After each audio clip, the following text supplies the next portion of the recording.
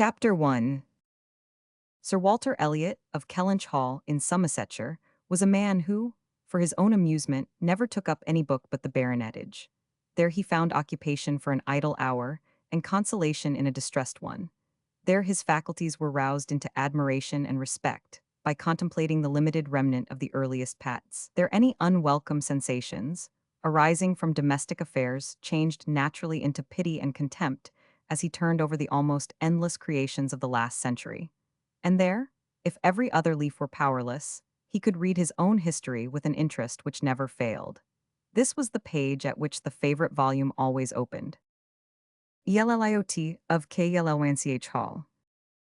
Walter Elliot, born March 1, 1760, married July 15, 1784, Elizabeth, daughter of James Stevenson, Esquire of South Park in the county of Gloucester, by which lady, who die he has issue Elizabeth, born June 1, 1785, Anne, born August 9, 1787, a stillborn son, November 5, 1789, Mary, born November 20, 1791.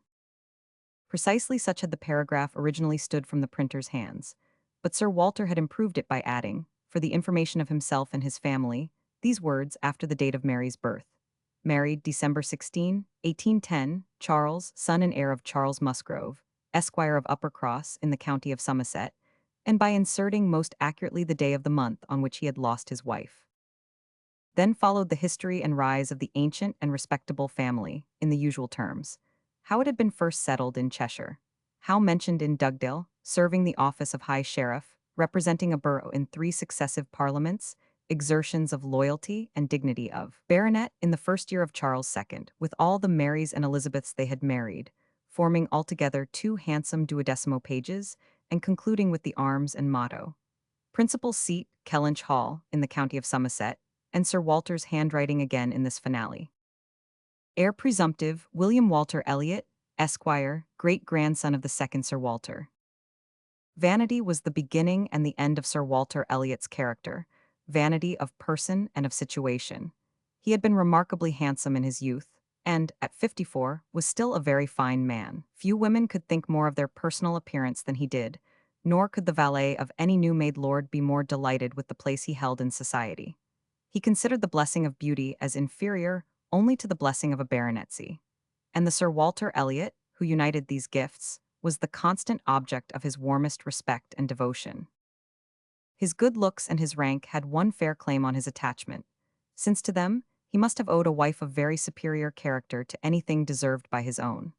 Lady Elliot had been an excellent woman, sensible and amiable, whose judgment and conduct, if they might be pardoned the youthful infatuation which made her Lady Elliot, had never required indulgence afterwards. She had humored or softened or concealed his failings, and promoted his real respectability for 17 years, and though not the very happiest being in the world herself, had found enough in her duties, her friends, and her children to attach her to life, and make it no matter of indifference to her when she was called on to quit them. 3 girls, the 2 eldest 16 and 14, was an awful legacy for a mother to bequeath, an awful charge rather, to confide to the authority and guidance of a conceited, silly father. She had, however, one very intimate friend, a sensible, deserving woman who had been brought, by strong attachment to herself, to settle close by her, in the village of Kellynch. And on her kindness and advice, Lady Elliot mainly relied for the best help and maintenance of the good principles and instruction which she had been anxiously giving her daughters. This friend and Sir Walter did not marry, whatever might have been anticipated on that head by their acquaintance. 13 years had passed away since Lady Elliot's death, and they were still near neighbors and intimate friends, and one remained a widower, the other a widow. That Lady Russell, of steady age and character, and extremely well provided for, should have no thought of a second marriage, needs no apology to the public, which is rather apt to be unreasonably discontented when a woman does marry again, than when she does not. But Sir Walter's continuing in singleness requires explanation. Be it known, then, that Sir Walter, like a good father, having met with 1 or 2 private disappointments in very unreasonable applications, prided himself on remaining single for his dear daughter's sake. For one daughter, his eldest, he would really have given up anything, which he had not been very much tempted to do. Elizabeth had succeeded, at 16, to all that was possible of her mother's rights and consequence, and being very handsome and very like himself, her influence had always been great, and they had gone on together most happily. His two other children were of very inferior value. Mary had acquired a little artificial importance by becoming Mrs. Charles Musgrove, but Anne, with an elegance of mind and sweetness of character, which must have placed her high with any people of real understanding, was nobody with either father or sister. Her word had no weight, her convenience was always to give way, she was only Anne. To Lady Russell, indeed, she was a most dear and highly valued goddaughter, favorite, and friend. Lady Russell loved them all, but it was only in Anne that she could fancy the mother to revive again. A few years before, Anne Elliot had been a very pretty girl, but her bloom had vanished early. And as even in its height, her father had found little to admire in her. So totally different were her delicate features and mild dark eyes from his own, there could be nothing in them, now that she was faded and thin, to excite his esteem. He had never indulged much hope, he had now none, of ever reading her name in any other page of his favorite work. All equality of alliance must rest with Elizabeth, for Mary had merely connected herself with an old country family of respectability and large fortune, and had therefore given all the honor and received none. Elizabeth would, one day or other, marry suitably. It sometimes happens that a woman is handsomer at 29 than she was 10 years before, and, generally speaking, if there has been neither ill health nor anxiety, it is a time of life at which scarcely any charm is lost. It was so with Elizabeth, still the same handsome Miss Elliot that she had begun to be 13 years ago, and Sir Walter might be excused, therefore, in forgetting her age, or, at least, be deemed only half a fool, for thinking himself and Elizabeth as blooming as ever, amidst the wreck of the good looks of everybody else, for he could plainly see how old all the rest of his family and acquaintance were growing. Anne Haggard, Mary Course, every face in the neighborhood worsting, and the rapid increase of the crow's foot about Lady Russell's temples had long been a distress to him. Elizabeth did not quite equal her father in personal contentment. 13 years had seen her mistress of Kellynch Hall, presiding and directing with a self-possession and decision which could never have given the idea of her being younger than she was. For 13 years had she been doing the honors, and laying down the domestic law at home, and leading the way to the chaise and four, and walking immediately after Lady Russell out of all the drawing-rooms and dining-rooms in the country. 13 winters, revolving frosts had seen her opening every ball of credit which a scanty neighborhood afforded, and 13 springs shewn their blossoms, as she traveled up to London with her father, for a few weeks, annual enjoyment of the great world. She had the remembrance of all this, she had the consciousness of being 29 to give her some regrets and some apprehensions. She was fully satisfied of being still quite as handsome as ever, but she felt her approach to the years of danger, and would have rejoiced to be certain of being properly solicited by baronet blood within the next 12 month or two. Then might she again take up the book of books with as much enjoyment as in her early youth, but now she liked it not. Always to be presented with the date of her own birth and see no marriage follow but that of a youngest sister, made the book an evil. And more than once, when her father had left it open on the table near her, had she closed it with averted eyes and pushed it away. She had had a disappointment, moreover, which that book, and especially the history of her own family, must ever present the remembrance of. The heir presumptive, the very William Walter Elliot, Esquire, whose rights had been so generously supported by her father, had disappointed her.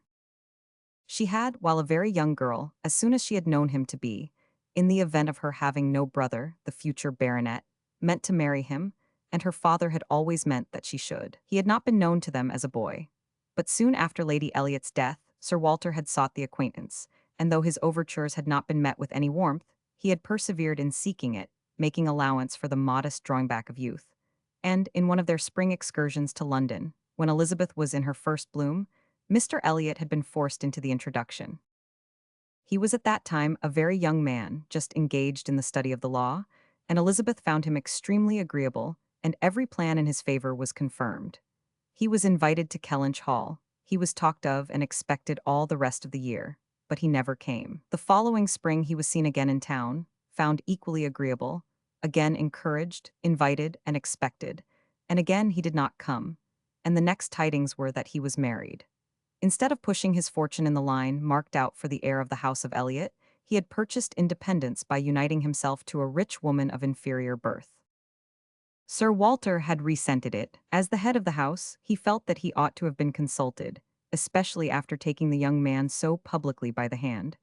For they must have been seen together, he observed, once at Tattersall S and twice in the lobby of the House of Commons. His disapprobation was expressed, but apparently very little regarded.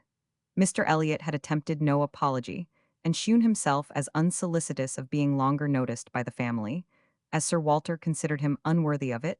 All acquaintance between them had ceased. This very awkward history of Mr. Elliot was still, after an interval of several years, felt with anger by Elizabeth, who had liked the man for himself, and still more for being her father's heir, and whose strong family pride could see only in him a proper match for Sir Walter Elliot's eldest daughter.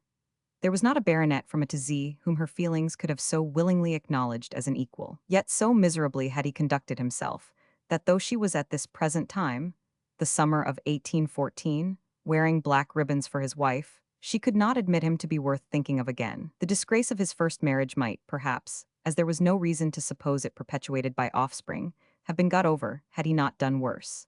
But he had, as by the customary intervention of kind friends, they had been informed, spoken most disrespectfully of them all, most slightingly and contemptuously of the very blood he belonged to, and the honors which were hereafter to be his own. This could not be pardoned. Such were Elizabeth Elliot's sentiments and sensations, such the cares to alloy, the agitations to vary, the sameness and the elegance, the prosperity and the nothingness of her scene of life. Such the feelings to give interest to a long, uneventful residence in one country circle, to fill the vacancies which there were no habits of utility abroad, no talents or accomplishments for home to occupy. But now, another occupation and solicitude of mind was beginning to be added to these. Her father was growing distressed for money. She knew that when he now took up the baronetage, it was to drive the heavy bills of his tradespeople and the unwelcome hints of Mr. Shepherd, his agent, from his thoughts. The Kellynch property was good, but not equal to Sir Walter's apprehension of the state required in its possessor. While Lady Elliot lived, there had been method, moderation, and economy, which had just kept him within his income. But with her had died all such right-mindedness, and from that period he had been constantly exceeding it. It had not been possible for him to spend less. He had done nothing but what Sir Walter Elliot was imperiously called on to do. But blameless as he was not only growing dreadfully in debt, but was hearing of it so often, that it became vain to attempt concealing it longer, even partially, from his daughter. He had given her some hints of it the last spring in town. He had gone so far even as to say, "Can we retrench? Does it occur to you that there is any one article in which we can retrench?" And Elizabeth, to do her justice, had, in the first ardor of female alarm, set seriously to think what could be done, and had finally proposed these two branches of economy: to cut off some unnecessary charities, and to refrain from new furnishing the drawing-room, to which expedients she afterwards added the happy thought of their taking no present down to Anne, as had been the usual yearly custom. But these measures, however good in themselves, were insufficient for the real extent of the evil, the whole of which Sir Walter found himself obliged to confess to her soon afterwards. Elizabeth had nothing to propose of deeper efficacy. She felt herself ill-used and unfortunate, as did her father, and they were neither of them able to devise any means of lessening their expenses without compromising their dignity or relinquishing their comforts in a way not to be borne. There was only a small part of his estate that Sir Walter could dispose of, but had every acre been alienable, it would have made no difference. He had condescended to mortgage as far as he had the power, but he would never condescend to sell. No, he would never disgrace his name so far. The Kellynch estate should be transmitted whole and entire, as he had received it. Their two confidential friends, Mr. Shepherd, who lived in the neighboring market town, and Lady Russell, were called on to advise them, and both father and daughter seemed to expect that something should be struck out by one or the other to remove their embarrassments and reduce their expenditure, without involving the loss of any indulgence of taste or pride. Chapter 2.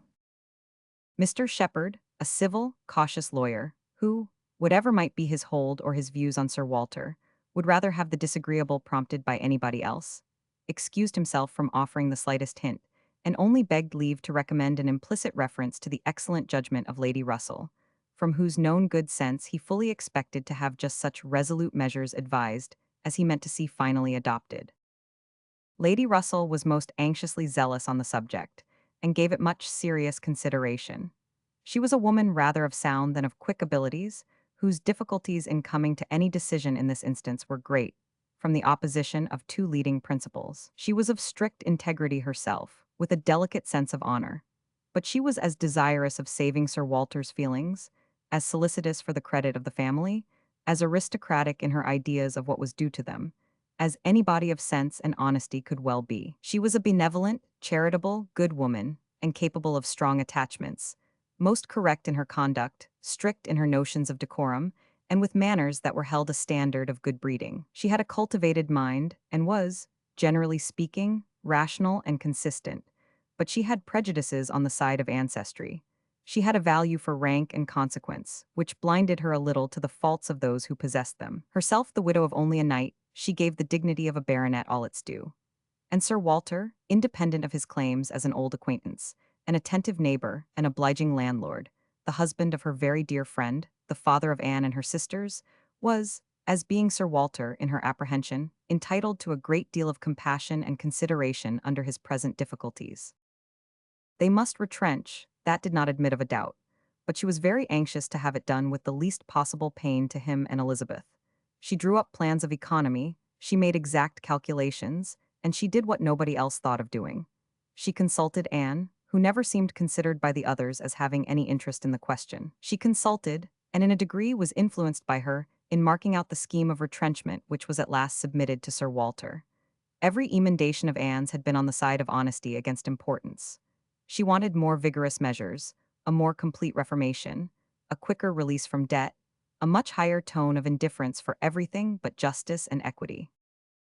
"If we can persuade your father to all this," said Lady Russell, looking over her paper, "much may be done. If he will adopt these regulations, in 7 years he will be clear, and I hope we may be able to convince him and Elizabeth that Kellynch Hall has a respectability in itself which cannot be affected by these reductions, and that the true dignity of Sir Walter Elliot will be very far from lessened in the eyes of sensible people, by acting like a man of principle. What will he be doing, in fact, but what very many of our first families have done, or ought to do? There will be nothing singular in his case, and it is singularity which often makes the worst part of our suffering, as it always does of our conduct. I have great hope of prevailing. We must be serious and decided, for after all, the person who has contracted debts must pay them, and though a great deal is due to the feelings of the gentleman, and the head of a house, like your father, there is still more due to the character of an honest man." This was the principle on which Anne wanted her father to be proceeding, his friends to be urging him. She considered it as an act of indispensable duty to clear away the claims of creditors with all the expedition which the most comprehensive retrenchments could secure, and saw no dignity in anything short of it.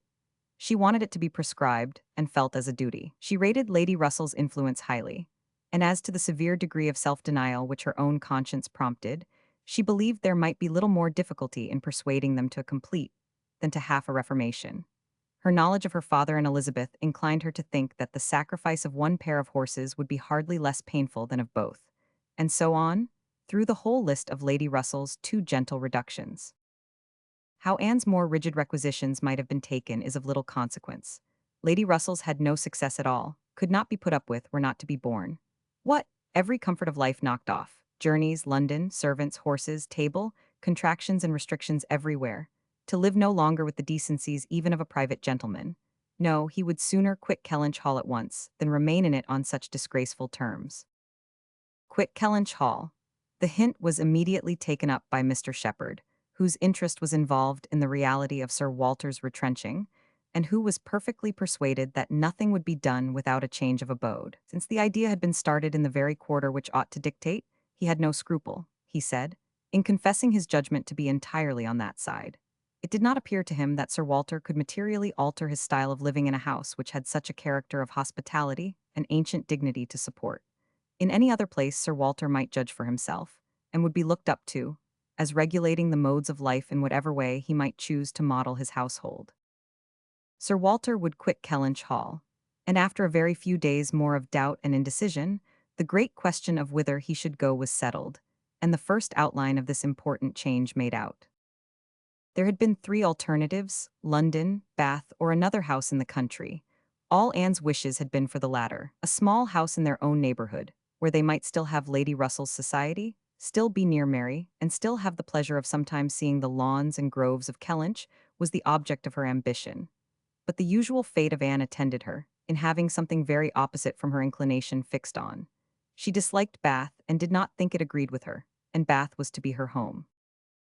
Sir Walter had at first thought more of London, but Mr. Shepherd felt that he could not be trusted in London and had been skillful enough to dissuade him from it and make Bath preferred. It was a much safer place for a gentleman in his predicament. He might there be important at comparatively little expense. Two material advantages of Bath over London had of course been given all their weight. Its more convenient distance from Kellynch, only 50 miles, and Lady Russell's spending some part of every winter there.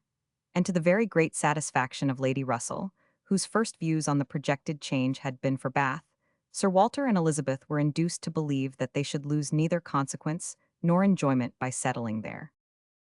Lady Russell felt obliged to oppose her dear Anne's known wishes. It would be too much to expect Sir Walter to descend into a small house in his own neighborhood. Anne herself would have found the mortifications of it more than she foresaw, and to Sir Walter's feelings, they must have been dreadful. And with regard to Anne's dislike of Bath, she considered it as a prejudice and mistake arising, first, from the circumstance of her having been 3 years at school there, after her mother's death, and secondly, from her happening to be not in perfectly good spirits the only winter which she had afterwards spent there with herself.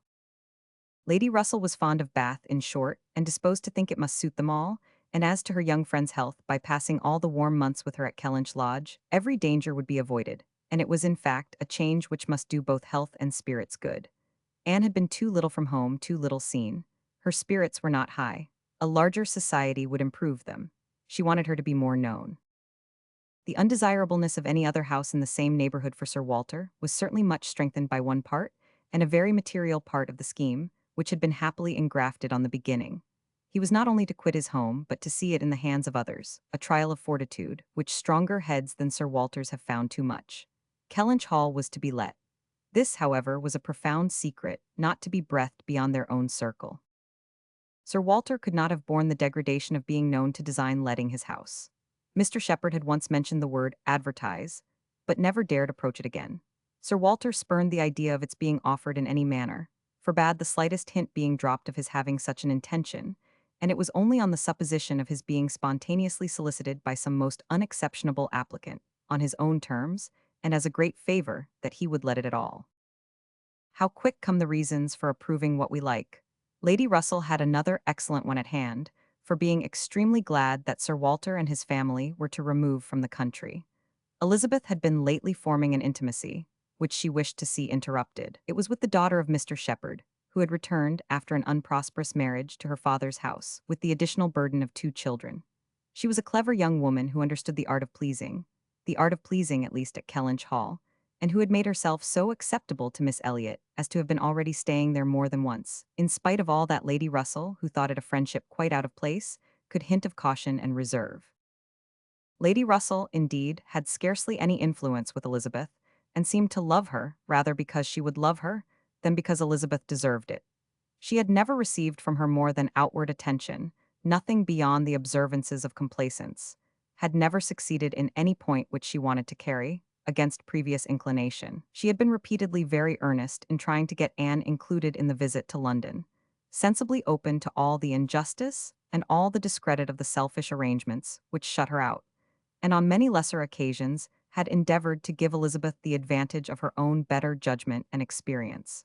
But, always in vain, Elizabeth would go her own way, and never had she pursued it in more decided opposition to Lady Russell than in this selection of Mrs. Clay, turning from the society of so deserving a sister, to bestow her affection and confidence on one who ought to have been nothing to her but the object of distant civility. From situation, Mrs. Clay was, in Lady Russell's estimate, a very unequal, and in her character she believed a very dangerous companion, and a removal that would leave Mrs. Clay behind and bring a choice of more suitable intimates within Miss Elliot's reach, was therefore an object of first-rate importance. Chapter 3. I must take leave to observe, Sir Walter, said Mr. Shepherd one morning at Kellynch Hall, as he laid down the newspaper, that the present juncture is much in our favor. This peace will be turning all our rich naval officers ashore. They will be all wanting a home. Could not be a better time, Sir Walter, for having a choice of tenants, very responsible tenants. Many a noble fortune has been made during the war. If a rich admiral were to come in our way, Sir Walter. He would be a very lucky man, Shepherd, replied Sir Walter. That's all I have to remark. A prize indeed would Kellynch Hall be to him, Rather the greatest prize of all, let him have taken ever so many before. Hey, shepherd. Mr. Shepherd laughed, as he knew he must at this wit, and then added, I presume to observe, Sir Walter, that, in the way of business, gentlemen of the navy are well to deal with. I have had a little knowledge of their methods of doing business, and I am free to confess that they have very liberal notions, and are as likely to make desirable tenants as any set of people one should meet with. Therefore, Sir Walter, what I would take leave to suggest is, that if in consequence of any rumors getting abroad of your intention, which must be contemplated as a possible thing, because we know how difficult it is to keep the actions and designs of one part of the world from the notice and curiosity of the other. Consequence has its tax. I, John Shepherd, might conceal any family matters that I chose, for nobody would think it worth their while to observe me. But Sir Walter Elliot has eyes upon him which it may be very difficult to elude.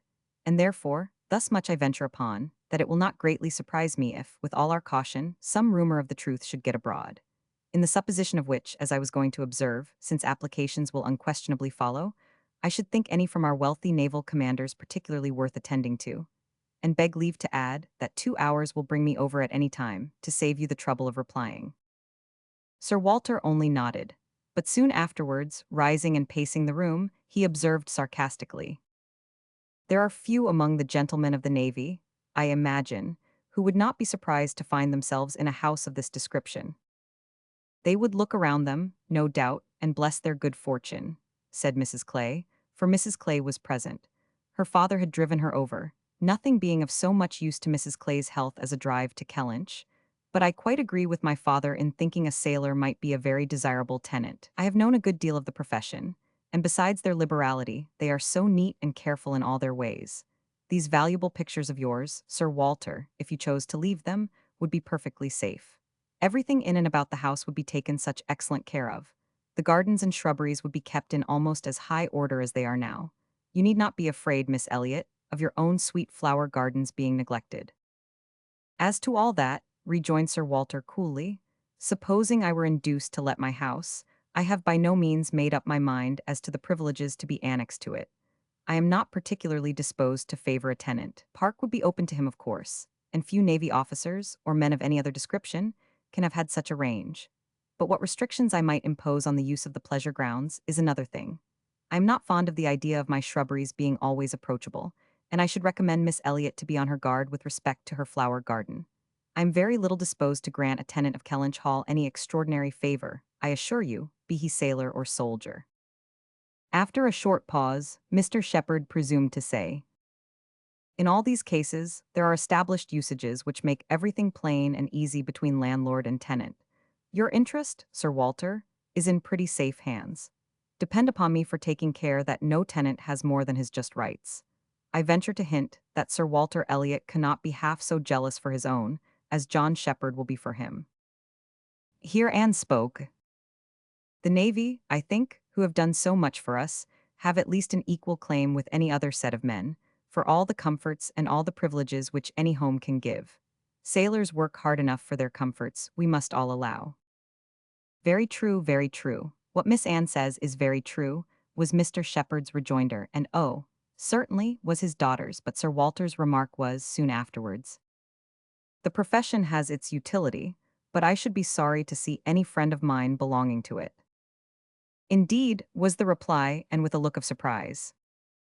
Yes, it is in 2 points offensive to me.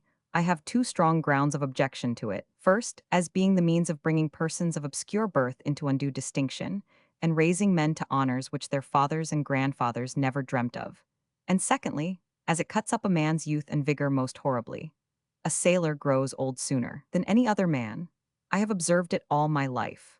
A man is in greater danger in the navy of being insulted by the rise of one whose father, his father might have disdained to speak to, and of becoming prematurely an object of disgust himself, than in any other line. One day last spring, in town, I was in company with 2 men, striking instances of what I am talking of.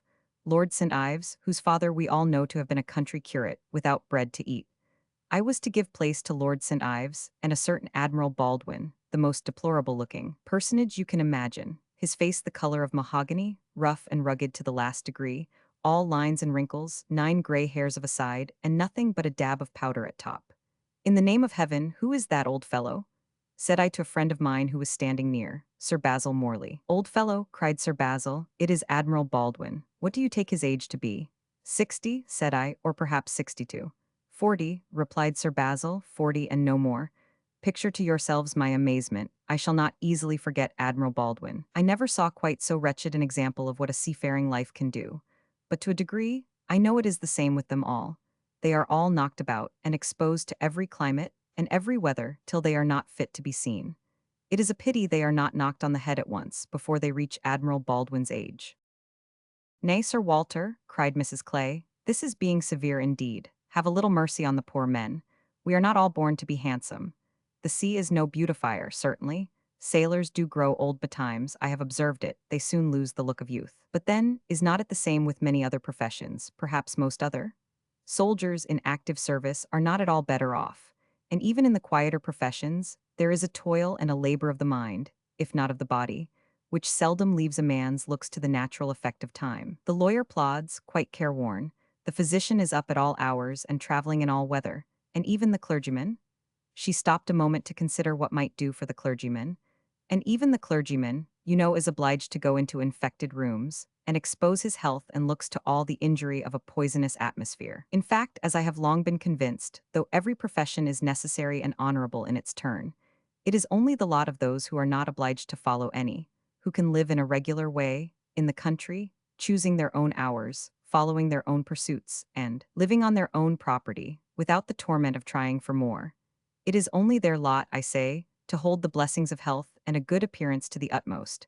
I know no other set of men but what lose something of their personableness when they cease to be quite young. It seemed as if Mr. Shepherd, in this anxiety to bespeak Sir Walter's goodwill towards a naval officer as tenant, had been gifted with foresight. For the very first application for the house was from an Admiral Croft, with whom he shortly afterwards fell into company in attending the quarter sessions at Taunton. And indeed, he had received a hint of the Admiral from a London correspondent. By the report which he hastened over to Kellynch to make, Admiral Croft was a native of Somersetshire, who having acquired a very handsome fortune, was wishing to settle in his own country, and had come down to Taunton in order to look at some advertised places in that immediate neighbourhood, which, however, had not suited him. That accidentally hearing, it was just as he had foretold, Mr. Shepherd observed, Sir Walter's concerns could not be kept a secret. Accidentally hearing of the possibility of Kellynch Hall being to let, and understanding his, Mr. Shepherd's, connection with the owner, he had introduced himself to him in order to make particular inquiries, and had, in the course of a pretty long conference, expressed as strong an inclination for the place as a man who knew it only by description could feel, and given Mr. Shepherd, in his explicit account of himself, every proof of his being a most responsible, eligible tenant. "And who is Admiral Croft?" was Sir Walter's cold, suspicious inquiry. Mr. Shepherd answered for his being of a gentleman's family, and mentioned a place. And Anne, after the little pause which followed, added, "He is a rear admiral of the White. He was in the Trafalgar action, and has been in the East Indies since. He was stationed there, I believe, several years." "Then I take it for granted," observed Sir Walter, "that his face is about as orange as the cuffs and capes of my livery." Mr. Shepherd hastened to assure him that Admiral Croft was a very hale, hearty, well-looking man, a little weather-beat, to be sure, but not much, and quite the gentleman in all his notions and behavior, not likely to make the smallest difficulty about terms, only wanted a comfortable home, and to get into it as soon as possible. Knew he must pay for his convenience, knew what rent a ready-furnished house of that consequence might fetch, should not have been surprised if Sir Walter had asked more, had inquired about the manor, would be glad of the deputation, certainly, but made no great point of it, said he sometimes took out a gun but never killed, quite the gentleman. Mr. Shepherd was eloquent on the subject, pointing out all the circumstances of the Admiral's family, which made him peculiarly desirable as a tenant. He was a married man, and without children, the very state to be wished for. A house was never taken good care of, Mr. Shepherd observed, without a lady. He did not know whether furniture might not be in danger of suffering as much where there was no lady, as where there were many children. A lady without a family was the very best preserver of furniture in the world. He had seen Mrs. Croft, too. She was at Taunton with the Admiral, and had been present almost all the time they were talking the matter over. And a very well-spoken, genteel, shrewd lady she seemed to be, continued he. asked more questions about the house and terms and taxes than the admiral himself, and seemed more conversant with business. And moreover, Sir Walter, I found she was not quite unconnected in this country, any more than her husband. That is to say, she is sister to a gentleman who did live amongst us once. She told me so herself. Sister to the gentleman who lived a few years back at Monkford. Bless me, what was his name? At this moment I cannot recollect his name, though I have heard it so lately.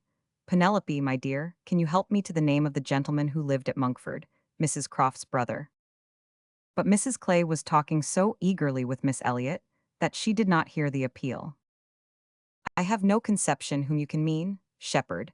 I remember no gentleman resident at Monkford since the time of old Governor Trent.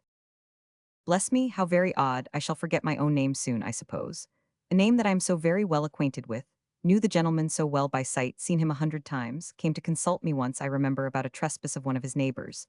Farmer's man breaking into his orchard, wall torn down, apples stolen, caught in the fact, and afterwards, contrary to my judgment, submitted to an amicable compromise. Very odd indeed. After waiting another moment, "You mean Mr. Wentworth, I suppose?" said Anne. Mr. Shepherd was all gratitude. Wentworth was the very name, Mr. Wentworth was the very man. He had the curacy of Monkford, you know Sir Walter, some time back for 2 or 3 years. Came there about the year 5, I take it. You remember him, I am sure. Wentworth? Oh, I, Mr. Wentworth, the curate of Monkford. You misled me by the term gentleman. I thought you were speaking of some man of property. Mr. Wentworth was nobody, I remember, quite unconnected, nothing to do with the Strafford family. One wonders how the names of many of our nobility become so common. As Mr. Shepherd perceived that this connection of the Crofts did them no service with Sir Walter, he mentioned it no more, returning, with all his zeal, to dwell on the circumstances more indisputably in their favor, their age and number and fortune, the high idea they had formed of Kellynch Hall, and extreme solicitude for the advantage of renting it, making it appear as if they ranked nothing beyond the happiness of being the tenants of Sir Walter Elliot. An extraordinary taste, certainly, could they have been supposed in the secret of Sir Walter's estimate of the dues of a tenant.